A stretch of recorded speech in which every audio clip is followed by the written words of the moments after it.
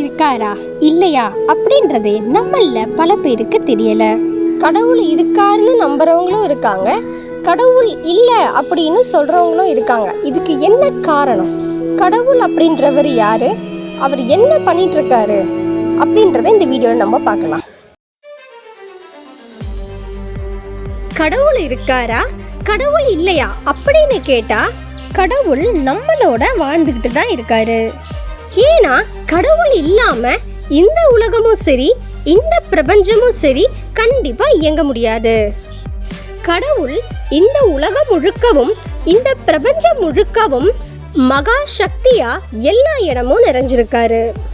அந்த எனர்ஜியின் மூலமா தான் இந்த உலகத்துல எல்லாவும் படைக்கவும் படுது, பராமரிக்கவும் படுது, பின்ன அழிக்கவும் படுது. அப்போ கடவுள் எங்கிருந்து வந்தாரு, எப்படி வந்தாரு, எப்படி எக்ஸிஸ்டன்ஸ் ஆனாரு, எப்படி இது எல்லாத்தையும் இயக்குறாரு, இது எல்லாம் கடவுளுக்கு மட்டும்தான் தெரியும். இறைவன் முதல்ல உருவம் இல்லாதவராக இருக்காரா இல்லை உருவம் கொண்டவராக இருக்காரா அப்படின்னு பார்த்தா முதல்ல உருவம் இல்லாதவராக தான் இருக்கார். அதாவது அளவிட முடியாதவரா, எல்லை இல்லாதவரா, எல்லா இடமும் நிறைஞ்சிருக்கார்.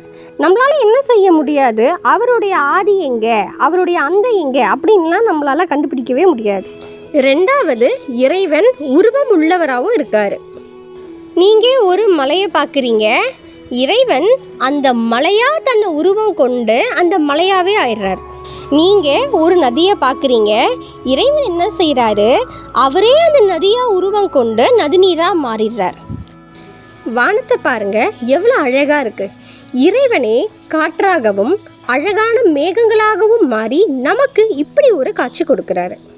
கோவில்களில் நம்ம சிற்ப வழிபாடுகள் செய்கிறோம். அப்போது இறைவன் அங்கே சிற்பமாக தன்னை உருவம் கொண்டு அங்கே இறைவனாக காட்சி கொடுக்குறார். இந்த பிரபஞ்சத்தில் இறைவன் இல்லாத இடங்கள் ஏதாவது இருக்கா அப்படின்னு கேட்டால், இறைவன் இல்லாத இடங்கள் அப்படின்னு எதுவுமே கிடையாது. இறைவன் எல்லா இடத்துலையும் நிறைஞ்சிருக்காரு. நம்ம கண்ணால் பார்க்குற பொருட்களும் கூட இறைவனுடைய வடிவமாக தான் இருக்குது.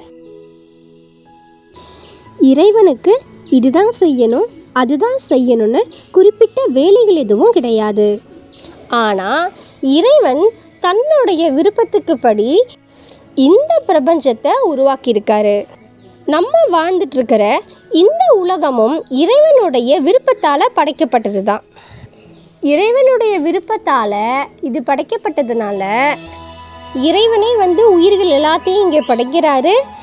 இறைவனே அந்த உயிர்களுக்கு என்னென்ன தேவையோ அதை கொடுத்து பராமரிக்கிறாரு, பாதுகாப்பும் கொடுக்கிறாரு. இறுதி காலம் வரும் பொழுது அவர் படைத்த படைப்புகளை அவரே அழிக்கிறாரு. நம்ம வாழ்ந்துட்டு இருக்கிற இந்த உலகமும் இந்த பிரபஞ்சமும் படைப்புக்கும் பராமரிப்புக்கும் அழிவுக்கும் உட்பட்டது தான். இது எல்லாமே இறைவனுடைய செயலுன்னு சொல்லலாம். இறைவன் எப்படிப்பட்டவர்னு பார்த்தீங்கன்னா, பேரன்பு உடையவர், கருணையே வடிவமானவர்.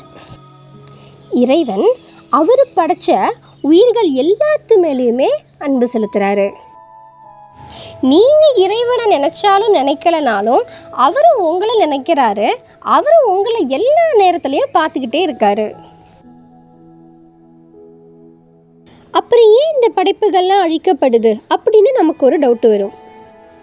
இந்த உலகமும் சரி, இங்கே படைக்கப்பட்ட உயிரினங்களும் சரி, எல்லாமே பஞ்சபூத அமைப்புப்படி படைக்கப்பட்டது தான். இதுக்குன்னு சில விதிகள் அமைக்கப்பட்டிருக்கு. இதை நம்ம இயற்கை விதி அப்படின்னு சொல்லுவோம். அப்போது எது ஒன்று இந்த இயற்கைக்கு உட்பட்டு படைக்கப்பட்டிருக்கோ அது கண்டிப்பாக ஒரு நாள் அழிக்கப்படும் அப்படின்றது விதி. படைப்புகள் அழிக்கப்படுவதற்கான காரணம் மீண்டும் சில விஷயங்களை இங்கே படைக்கணும் அப்படின்றதுக்காக. இப்படி தான் இந்த உலகத்தை இறைவன் இயக்கிக்கிட்டு இருக்காரு. இறைவன் இருக்காரு அப்படின்னு சொல்கிறவங்களுக்கு இடையில் இறைவன் ஒருத்தர் கிடையாது, கடவுளே இல்லை அப்படின்னு சொல்கிறவங்களும் இருக்காங்க. இதுக்கு என்ன காரணம் அப்படின்னு பார்த்தீங்கன்னா, இந்த இயற்கையை உணராதல்னு அர்த்தம். அதாவது இந்த இயற்கையை அவங்க உணரலை. எப்படி இந்த இயற்கையை நம்ம உணரலாம் அப்படின்னா, இந்த இயற்கையுடைய அமைப்பை நல்லா யோசிச்சு பாருங்க. நமக்கு தேவையான காற்றை இந்த இயற்கை கொடுக்குது. பகல் நேரத்தில் சூரிய ஒளியால் நமக்கு வெப்பமும், இரவு நேரத்தில் சந்திர ஒளியால் நமக்கு குளிரும் கிடைக்குது.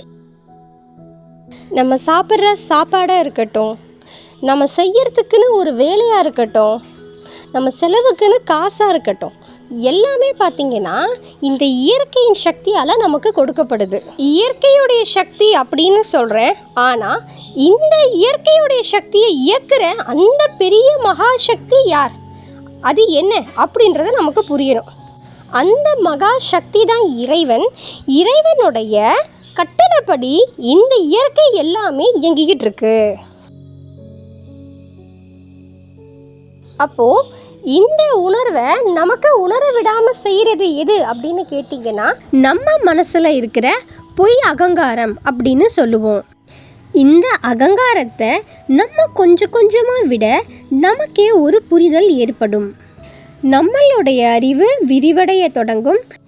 நம்மளும் இறைவன் இருக்காரு அப்படின்றத உணர தொடங்கிடுவோம். இந்த மாதிரி நம்ம இந்த இயற்கையோடையும் இறைவனோடையும் கனெக்ட் ஆகும்போது இறைவனே உண்மைகளை நமக்கு வெளிப்படுத்துவார்.